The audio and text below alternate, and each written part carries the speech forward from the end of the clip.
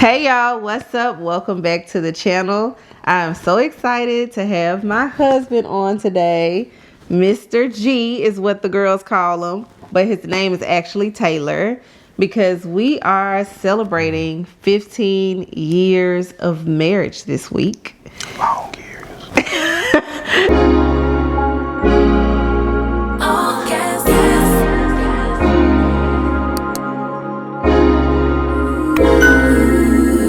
And so I thought that it would be super dope to do a video of just some of the lessons that we've learned over the past 15 years. If there are newlyweds out there, just people that may be in seasons where they're trying to decide if it's worth continuing going down that path of marriage and all of those things.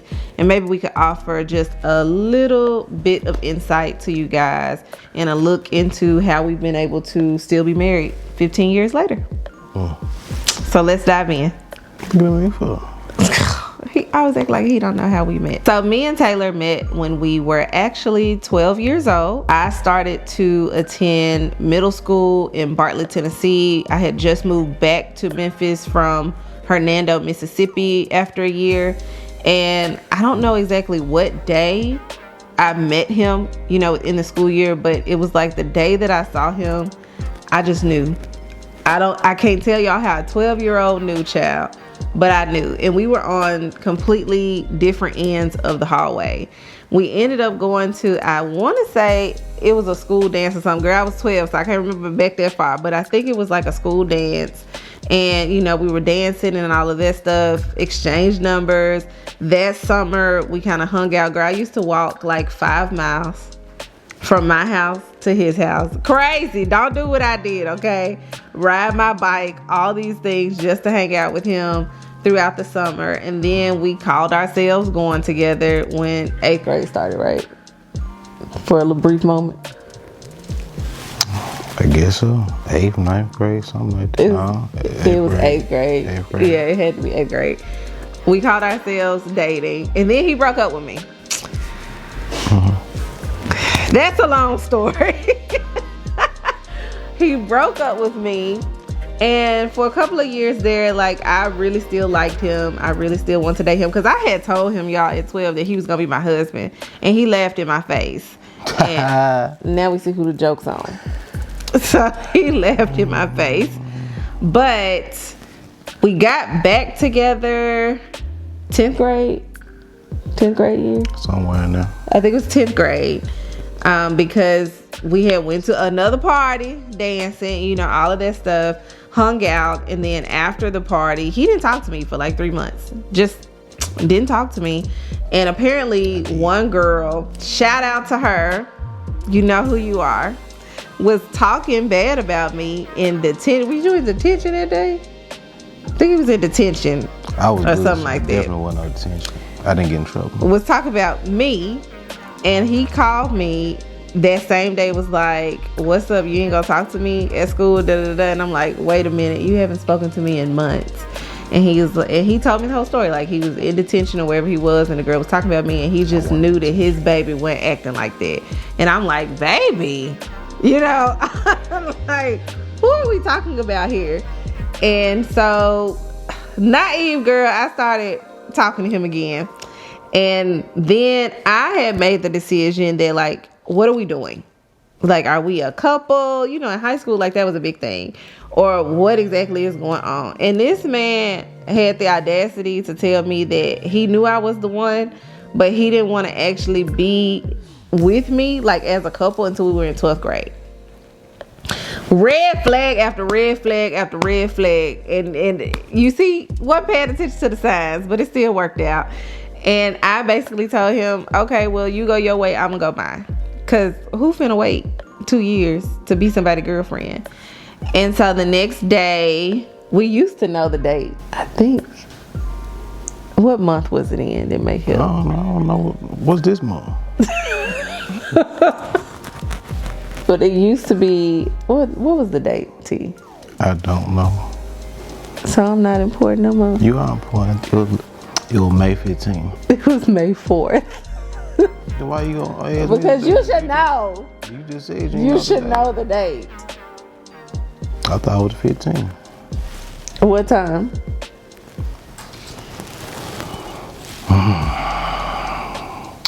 7 o'clock. I was in the drop top. Cruising the streets. God. Anyways, I guess I'm the only one in love here, girl. It was May 4th at 4:22 p.m. Okay, we were 16 years old, so it was 2006. And he called me up and was like, will you be my girlfriend? So that's how I became his girlfriend. And, you know, fast forward to college and all that good stuff. And then we got married. We were 19 and 20. I was 20 because I had just turned 20 January 1st of 2010. And he was 19. And we got married, y'all. And we got married actually in an ice storm. It was like one of the worst ice storms in Memphis history, literally, to the point where the pastor had called me and was like, are y'all still planning on getting married? And my response was yes. Do we need somebody to come pick you up? Because I didn't need this man to change his mind. You give men 24 hours and they be to completely forgot what they had committed to the day before. And I was just like, no, we're getting married today, come hell or high water. So we ended up getting married. And now here we are, 15 years later, still together. Ain't God good? Look at God. He work on you. He work on you. I don't think it's a moment. I just think being around that person and understanding that person wants to be around you and wants your well-being to always be good. So she always wants the best for you. So I think a lot of men understand that and know that. I understood that. So at that point, I knew that was my person. So I choose to be here every day. And I think that's something that everybody needs to understand, that you're not going to have days where you want to be here, but you choose to be here. So I choose that this is my person, and we're going to make it day in, day out. All right now. So how did I know that he was the one? If I'm being honest with you guys, when I said at 12 that like he was my husband, literally in my spirit, in my body, like that's what I felt. And obviously went through a lot of life transitions as a kid, as a teenager, as a young adult. We make a lot of bad decisions and things like that. But there was always something about him that I always wanted to come back to. Like I always wanted to make sure that he was okay. I always wanted to make sure that we were good. I always wanted to some kind of way be in communication with him. Like I never wanted us to not talk to each other. And as we got older, I knew he was the one because as women, we go through so many different life transitions. Like we become a different person. Sometimes feel like every year. Right? There's something about us changing. There's a new ambition. There's growth. There's all of these things. And he has never left. Like when your girlfriends leave, when you fall out with your friends, all of that, he's always been there. And so he's like my constant in life. And he's truly, truly my best friend. Like nobody else knows me like he does. What moment would you go back and relive if you could choose? I know what my moment is. Do you have one, like a special moment? We were together when you had Tay. When we had Tay? We had Tay. Yep. Birth is a special moment. Yep. Birth? Yeah. Wow. That was an amazing time for all of us. For you. It was for you too. I got induced. Yeah. I couldn't push. You were so happy when he came out. I was. I mean, he's a beautiful baby. He still is one of the most handsome kids. However, no, that would not be my moment. Birth. That's mine. No. That's mine. But that kind of feels like that's the birth of your kid. No. What? That just that. I mean, we were excited to become a family. You were happy. That's what I saw. I was very happy with my pregnancy with Tay. Faith whooped my tail. But yeah, Tay was like, I was very blissful. But we tried so hard to like have Tay. So I think that also was the thing, is I had 2 miscarriages prior to Tay. But for me, I was going to say when we were in Cabo. Cabo was real nice. At Nobu. It was. Like, we stayed at Nobu in Cabo San Lucas. Mm-hmm. And hands down best vacation ever. It was the first time I think we had ever experienced having like a little bit of money. Like just having money where we could truly enjoy ourselves. So we had all of the experiences. We had top-notch room. We did dinner on the beach. You know, we just fully spent time with each other without having to worry about bills and kids and money and just all the stresses that come with life. And so for me, that was probably like one of the best times, I would say. The most valuable lesson. I go. Patience. Patience. Patience is your most valuable lesson? Patience is my most valuable lesson. Yes. And always going with my third mind, not my first. He recently taught me that. That's actually like a dope response, because he was like, you know, as spouses, our spouses tend to get on our nerves more than anybody in the world, right? Because they know you best. And so when they are like responding to things, your first mind is like, wait on your third response before responding, because you don't want to offend your partner, right? But I think for me, what I've learned from him is that it's okay to be vulnerable. Like, it's okay to be honest, even when what you're being honest about is ugly, right? When you don't necessarily like something, when you aren't enjoying even the marriage. Like, we make a lot of mistakes when we're not in communication and when we're not being honest. So I would say that's what I've learned from him. And I've learned generosity is probably one of the biggest lessons that I've learned from him, because when we first got together, I came from a household where my parents are they're tithers and stuff like that. Would I say that they are givers? Probably not. Not like him and his mom were.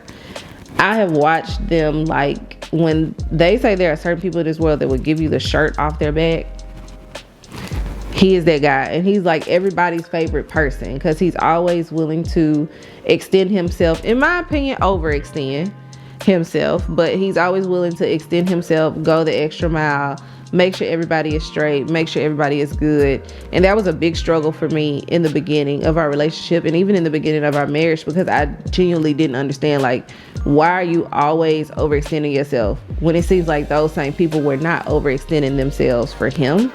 And over time, I think just watching him do that, and watching just how God favored and blessed our lives in moments where I knew we didn't deserve it, I learned how to become a more generous person. Now, we still have our differences. Like, he is more giving in his time. He will give you his time. He will go to every basketball game, every child school event, I am not generous with my time like that. I'm more generous when it comes to money. And I am the person that I want to make sure I can help people out as much as possible. So that's definitely probably one of the biggest lessons that I learned, is generosity. Running a business together has been a very interesting journey for us. First of all, I started the business by myself. So we've been working together for about 5 years now, and it has truly been a journey. We have had to have lessons in patience, lessons in communication. I mean, every lesson you could think of, we have had to have. And we still honestly struggle with those things today, because since I started the business by myself, technically I'm the boss. And a lot of bosses don't like to listen to other people. We like to delegate to other people. And so we run into things a lot of times where he is trying to get me to understand him, and I have a way of seeing and doing, and I don't want to defer from that. Like, I want it to go my way. And so we have to navigate those waters, like, very gently. I will say, when we worked at the warehouse, it was easier some days, because we had people in between us that would like relay our messages to each other. And also, I worked in the back of the warehouse, he worked in the front of the warehouse. Now that we work at home together every day, it's good and bad. Like, we don't have near as much work as we used to have, right? We're not fulfilling orders. We're not at a warehouse all day. We're not having those frustrations at all. Now that we're at home, the biggest thing is clarity. I feel like I am personally in a transition where I'm just trying to figure out what my new day-to-day looks like and getting acclimated to that, while also trying to delegate at the same time. And I'm learning that if I can't provide them clarity as far as him and our illustrators and our graphic designer and everybody else on the team, that it frustrates me, but I can't give them clarity when I don't have clarity myself. So I would say on my side, and you can like give your response, but on my side, the biggest thing is clarity, which prevents me from being able to communicate effectively. So that's something that I personally have to work on, because I know that he gets frustrated with like my communication skills, but I'm doing my best. Okay.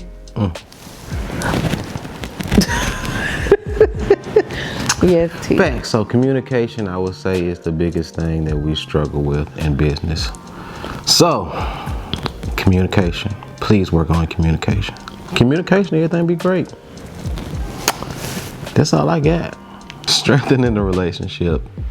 Basically, we get to spend a whole lot of time together that we didn't have before. So I didn't have to go to a 9 to 5 and then come home, deal with the kids, then have time with you. We just got all the time in the world together. If it doesn't have to do with business, so we can spend a lot of time together. So the one thing about working with him that I have learned in recent years that surprised me was that he has been my biggest strength in business when it comes to networking, when it comes to getting to know people and all of that. Because if y'all don't know this, I'm an introvert, and according to him, I'm an extreme introvert. I think I'm like teety toddling on introvert.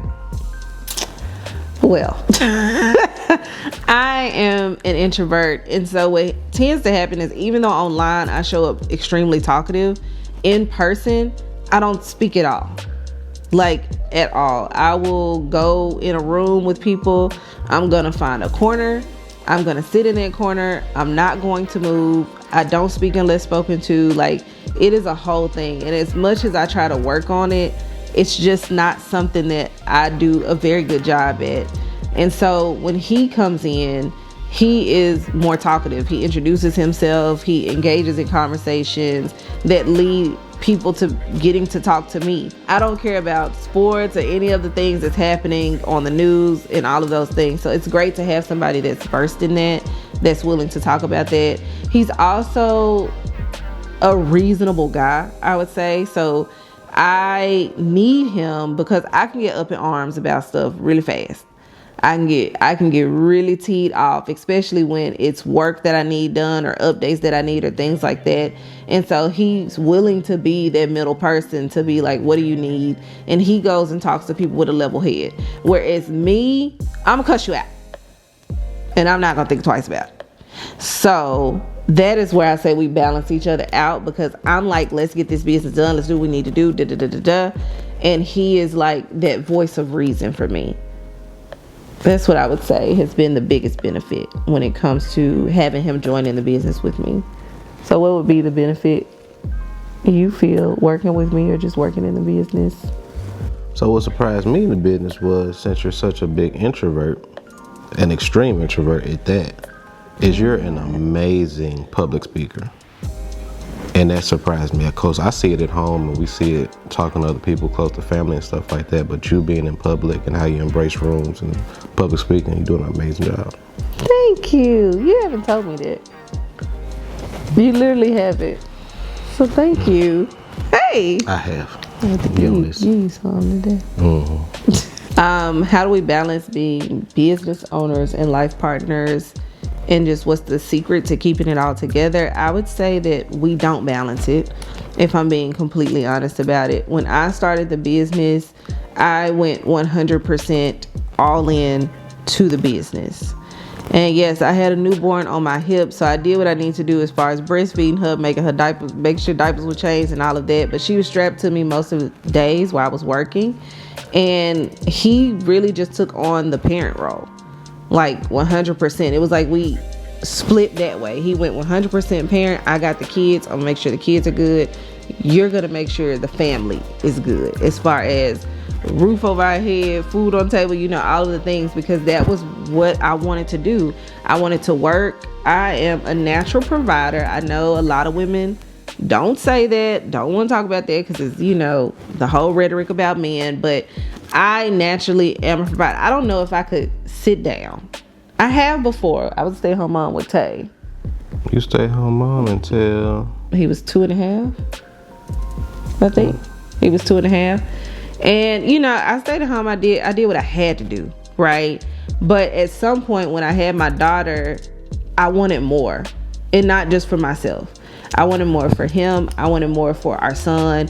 And I wanted more for my daughter. Like, faith has been a huge driving force for me when it comes to the business. So I've never really truly had balance, at least until now. Now that we live here in Texas and just so much of life has changed, it's done like a 180. I'm starting to find balance, but it feels different, and I struggle with that. Like, I struggle with, I don't have to work right now. Like, I can go sit on the couch with my husband, and hang out with him, or we can go have lunch together, or we can go do things that aren't work related. I genuinely struggle with like not working because it's what I've been doing for almost 8 years. It's just work. And so I don't currently have a balance, but I'm figuring it out day to day, and I'm still sticking to my boundaries, right? Like, him and the kids will go to a basketball game every day of the week. I'm not doing that because I don't care for sports like that, right? So it's just finding the balance of still trying to show up and be present as a mom so my kids don't feel like, well, mom was never around. But I'm very much like marriage first, kids second. That has always been me. Is at the end of the day, they moving out. At 18, 21, I don't think we're going past 21, okay? But I let them stay a little while. But they moving out. But at the end of the day, it's still me and him. And it's always been like that. I've always been, it's me and you. And so I'm figuring out what that looks like. And what it currently looks like is, like, now we'll take naps in the morning together. Like, he'll come back home and I'll be in the bed and we'll both go back to sleep. Like, I'll wake up and work, then I'll get sleepy. And so, like, we'll take naps and then we'll get up and we'll start our day. He'll work, I'll work, we'll come together. We might go have lunch or whatever. The kids will come home, do what we got to do with them. And then they head out because they have all of their skills trainings and all of that stuff. We do church, obviously, on Sundays together. We might go out to eat. We go grocery shopping together. So there's a lot more that we do together that we didn't do before. And I don't ever know if I can call it balance, but I can say it works for us. That's what I would say. Yeah. Unless you have. To make it work. Yeah. He's always been like whatever I got to do, that's what I'm going to do. He's very much it's your world. So what do you need me to do in your world? I like it like that. Mm-hmm. Dude. One huge one. Yes, I moved. I moved from my very, very comfortable zone. Very, very. So when I moved to Texas, I would have never thought I would move. I was Memphis everything. I was always saying if I needed to go somewhere else, I could just go visit them. And I'm always going to come back home to Memphis. And me moving was huge because it took me years to move. She's been trying to get me to move for at least 4 years. Literally. And I was just like, no, that ain't happening. Literally. So things happening. I prayed on it, baby. I prayed down. I prayed the heavens down. I said, Jesus, we got to go. I can't stay here no more. But I feel like he actually may love it more than I do now. Like, I will ask him periodically, like, you want to go back home? I ain't going back. We ain't going back home. But he needed to see what I saw. So I was coming here for, 4 years. He was never really coming with me. And the few times he did, I was working from the time we got here to the time we got home. So he never really got to see Dallas, see family life, see community, or any of that. And it wasn't until we brought our kids for a break at some point last year, I think it was fall break, and he got to see them play outside. And that was something that we didn't get to see them do at home. And it was like we came back home and he was like, all right, let's move. And so it's been like I told you, it's been a 180 transition. It's been a lot. Like, we moved to we did not move to inner city Dallas, right? We moved on the outskirts of Dallas, but we have truly found community here. And even that has been different for me because I'm used to just being with him, our kids, and my parents. So adjusting to like being around other people and people inviting us places all the time and stuff, and you know, not to say that they're overbearing or anything, but just like people always being open to us being around is definitely something that I'm not used to, and I'm like becoming more open to it. I would say for me, I just made some bad decisions. I'm not gonna get into all of the bad decisions that I made, but I definitely was one of those women that like once I started making money, I kind of lost my mind for a little while. I really did. And I never thought that I would be like that. Like I never thought that I would be somebody that made him feel a certain type of way about me, or didn't like completely uplift him, because he was my world. Like up until that time, TJ was my universe. Okay, it was like TJ and God, and I think God was constantly trying to get me to be like, I'm first. And so I just kind of got beside myself, and then life happened, because life is gonna happen. Life gonna knock you down. Life gonna put you in the ring and help you figure out where you stand. And I'm glad that like now we made it through. Like we survived, we pushed through, and we're still together, because there were definitely moments where we didn't know if we were gonna push through and just make it through life together. And it's always been one of us that's been like willing to fight. And so I'm glad in that season we were able to just keep fighting for each other. But I definitely think as a woman who makes money, right, especially when you get to a point where you're making more money than you ever imagined, you have to remember that like your husband and your family comes first, because money is fleeting. And at the end of the day, when that money comes and when that money goes, your family is still there. So I feel like now I have 20 times more respect for him, especially through all of the transitions that we went through in life, and he still stayed when I gave him like every reason to go. Every single reason, girl. So I'm glad that he was willing to fight for me, or at least felt like I was worth it. All right, y'all, so that is all that we have today as far as discussing what we've learned and what we know being married 15 years. I hope that y'all enjoyed this. I'm planning on getting my husband back on the channel more, so definitely drop down in the comments, let me know what you want to hear from Mr. G and all of those things, or what you guys want to see us do more of.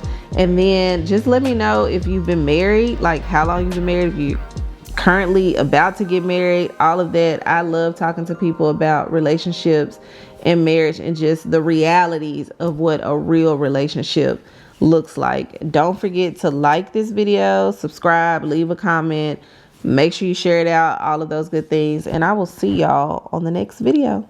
Bye.